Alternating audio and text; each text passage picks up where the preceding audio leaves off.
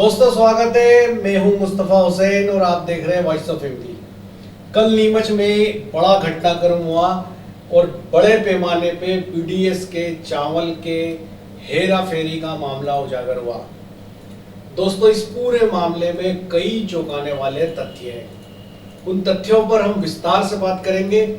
उसके पहले शिवराज सरकार के इस अफसर का ये इंटरव्यू सुन लीजिए।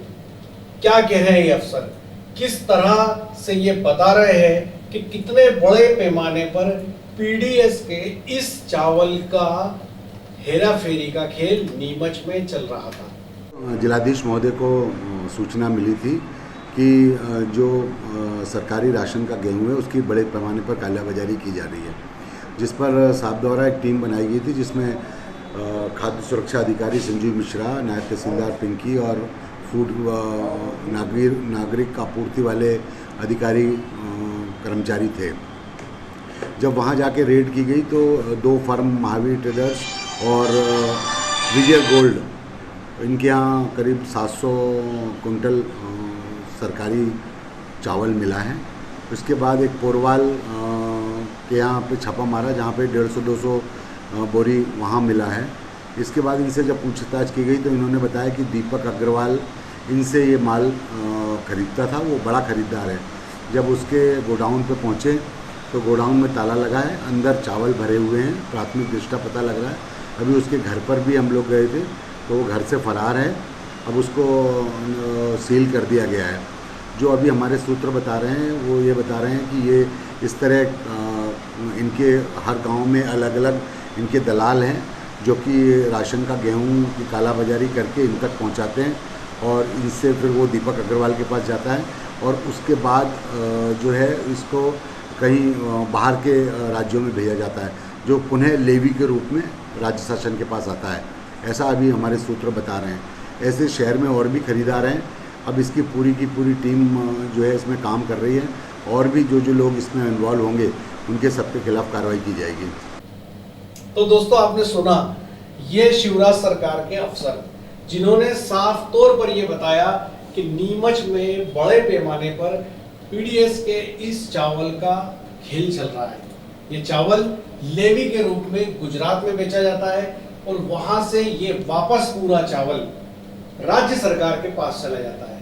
तो एक बड़ा चौंकाने वाला मामला है कि जो चावल सरकार गरीबों के लिए नीचे भेजती है वही चावल वापस सरकार के पास दुगने दामों में पहुंच जाता है।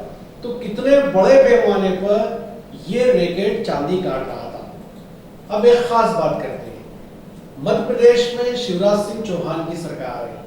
शिवराज सिंह चौहान संबल योजना पर, मजदूरों पर, गरीबों पर, किसानों पर लगातार बोलते हैं। हर छोटी से छोटी घटना पर वे ट्वीट करते हैं। वही दूसरी बात यह है कि वो खुद को इन तमाम लोगों का पालनहार मानते हैं।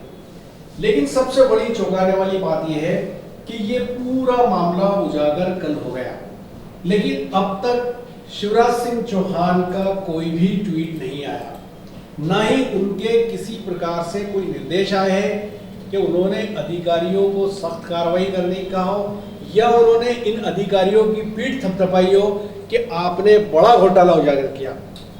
दोस्तों आपको याद होगा जब कमलनाथ सरकार मध्य प्रदेश में हुआ करती थी तब शुद्ध के खिलाफ युद्ध चल रहा था। उस समय यही शिवराज सिंह जी चौहान का बयान आता था और वो कहते थे कि जो लोग मिलावट कर रहे हैं, जो लोग गरीबों के साथ खिलवाड़ कर रहे हैं, ऐसे लोगों को तो फांसी दे देनी चाहिए। वो सख्त कार्रवाई की मांग किया करते थे। इस समय मध्य प्रदेश में वे खुद मुख्यमंत्री है और कल नीमच में इतना बड़ा घोटाला, हेरा फेरी का मामला सामने आया पीडीएस सिस्टम का, लेकिन अभी तक शिवराज सिंह चौहान क्यों चुप है? चुप शिवराज सिंह चौहान ही नहीं है। आप ये देखिए कि नीमच मंदसौर जिले में जो जनप्रतिनिधि है, जो नेता है, बीजेपी कांग्रेस के लीडर है, जो छोटी मोटी बातों पर बड़े बड़े बयान जारी करने वाले लोग हैं, खूब जमकर मीडिया के सामने बोलने वाले लोग हैं, लेकिन आप ये देखिए कि पीडीएस के चावल की हेराफेरी के इतने बड़े मामले के उजागर होने के बाद एक भी नेता बोलने के लिए तैयार नहीं है। वो तमाम बयानवीर नेता जो फेसबुक पे, ट्विटर पे ट्वीट करते हैं, बड़ी बड़ी बातें बोलते हैं और फिर मीडिया में अपने ट्वीट वायरल करा के खबरें बनवाते हैं। 700 क्विंटल पीडीएस के चावल की हेराफेरी के मामले पर सब खामोश है।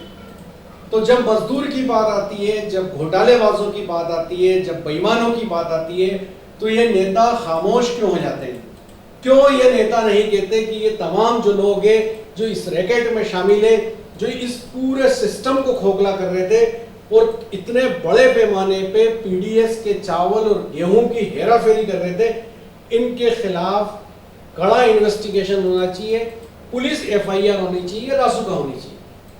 दोस्तों एक खास बात और करते हैं, वो ये कि ये जो पीडीएस के चावल की हेराफेरी का जो पूरा मामला उजागर हुआ है, इसमें कल से खाद्य एवं औषधि प्रशासन विभाग, पुलिस के अन्य अधिकारी माथापच्ची में लगे हैं।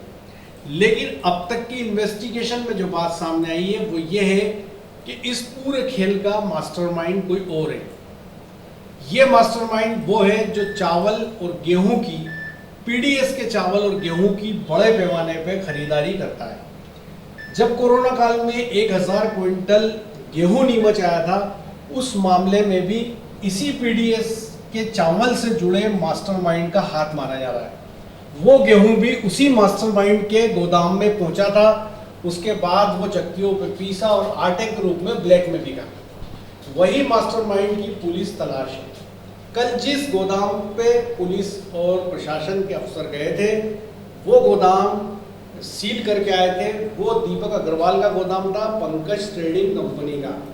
वो गोदाम अब तक हमें और दीपक अग्रवाल का अभी तक कुछ भी पता नहीं चल पाया है। इस समय जो इंटरनेट का जमाना है, इस समय जो साइबर क्राइम के अंदर पुलिस बड़े बड़े दावे करती है, वो दीपक अग्रवाल 24 घंटे होने वाले हैं, वो अभी तक प्रशासन की पहुंच से दूर है। वो कहीं ना कहीं पर्दे के पीछे बैठकर घेराबंदी करने में लगा होगा, प्रशासन की रोकथाम करने में लगा होगा, ताकि किसी भी तरह इस पूरे मामले पर पर्दा डाला जा सके। तो दीपक अग्रवाल अब तक क्यों नहीं पकड़ में आया, एक बड़ा सवाल है। और दीपक अग्रवाल के ऊपर भी कौन बोल लोगे, क्योंकि जो सूत्रों के हवाले से खबर हमारे पास आ रही है वो ये आ रही है कि पीडीएस के चावल और गेहूं का एक अंतर प्रांतीय रैकेट है। ये हरियाणा और गुजरात माल सप्लाई करता था। इनकी जड़ें काफी गहरी है। इनके दर्जनों एजेंट हैं जो गांव में काम करते हैं और पंचायत स्तर पर ये पीडीएस का गेहूं और चावल उठाते हैं। सीधे विभागों से भी इनके पास बड़े पैमाने पर पीडीएस का गेहूं और चावल पहुंचता है। और सबसे बड़ी बात यह है कि एक इतना बड़ा अपराध है कि जो गेहूं और चावल सरकार गरीबों के लिए भेजती है, वही गेहूं और चावल वापस लेवी के रूप में सरकार के पास पहुंच जाता है और दुगने पैसे ये लोग कमाते आ रहे हैं। तो इस पूरे मामले के अंदर जहां तक जो लोग, जिन लोगों का हाथ है, उन पर कार्रवाई की बात तो की जा रही है और होनी भी चाहिए। लेकिन क्या उन विभागों के अधिकारियों पर कार्रवाई सुनिश्चित नहीं होनी चाहिए जिनके कार्यकाल में ये सब होता रहा? खाद्य एवं नागरिक आपूर्ति विभाग के अफसर क्या करते रहे? क्या खाद्य एवं नागरिक आपूर्ति विभाग के अफसर ने कभी पड़ताल की, कभी जांच की, कभी पता किया कि पीडीएस जो इतनी महत्वपूर्ण चीज है, सरकार जिस योजना को आम जनता के लिए चला रही है, क्या आम जनता के लिए भेजे जाने वाला वो राशन गरीबों तक पहुंच रहा है या नहीं? नीमच का जो जिला नागरिक आपूर्ति अफसर है, क्या वो ये बताएंगे कि वो अब तक किन किन गाँव में विजिट कर चुके हैं, कहाँ उन्होंने जाकर स्टॉक चेक किया? अभी तक उन्होंने अपने कार्यकाल में ऐसा कौन सा काम किया जिससे ये बताया जा सके कि वे इस सिस्टम को प्रॉपर रन करने के लिए काम कर रहे हैं? आमतौर पर उनके बारे में जो जानकारी हम लोगों तक आती है वो अपने दफ्तर के बाहर ही नहीं निकलते, साफ पर्दे में रहते हैं। मीडिया तक से मिलने से उन्हें परहेज और गुरेज है, वो उनसे पर्दा करते हैं। क्योंकि जहां भी सिस्टम में अगर कोई खामी होगी, कोई बेईमानी होगी, कहीं ना कहीं सिस्टम में कोई षड्यंत्र होगा, वहां अफसर मीडिया से परहेज पाल लेता है, क्योंकि उसको पता है कि मीडिया के सामने जाने पर मीडिया के सवालों का उसको जवाब देना पड़ेगा।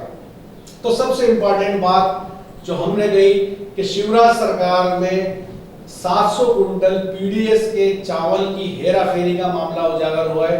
24 घंटे हो गए हैं, लेकिन सीएम शिवराज सिंह खामोश है। गरीबों की बात करने वाले, किसानों की बात करने वाले अपनी सरकार के पीडीएस सिस्टम के फेल होने के बाद अब तक भी कोई बात नहीं बोले हैं। जबकि अब तक शिवराज सिंह चौहान को सामने आना चाहिए था, या तो उनको अधिकारियों की पीठ थपथपानी थी और ये कहना था कि इस हेराफेरी में जितने भी लोग शामिल हैं सरकार उनके खिलाफ सख्त कार्रवाई करेगी और वरिष्ठ अधिकारियों को इस पूरे मामले में जांच के आदेश देने थे। लेकिन अब तक की जो जानकारी आ रही है, इस हेराफेरी में शामिल लोगों को खिलाफ अब तक एफआईआर नहीं हुई है, कोई भी प्रभावी कार्रवाई नहीं हुई है। केवल जो 700 कुंटल चावल मिला था उसको जब्त करके वेयर हाउस के अंदर रखवा दिया गया है। जिस तरह से इस मामले में अब तक कार्रवाई हुई है, उससे लगता है कि आने वाले 24 घंटे में इसकी परतें उजागर होने की जगह इस पे पर्दा डल जाएगा और ये पूरा मामला छुपा लिया जाएगा। तो ये था अब तक का अपडेट। हर अपडेट के लिए आप लगातार वॉइस ऑफ यूपी से जुड़े रहे। मेरे सहयोगी पवन राव शिंदे के साथ मुस्तफा हुसैन।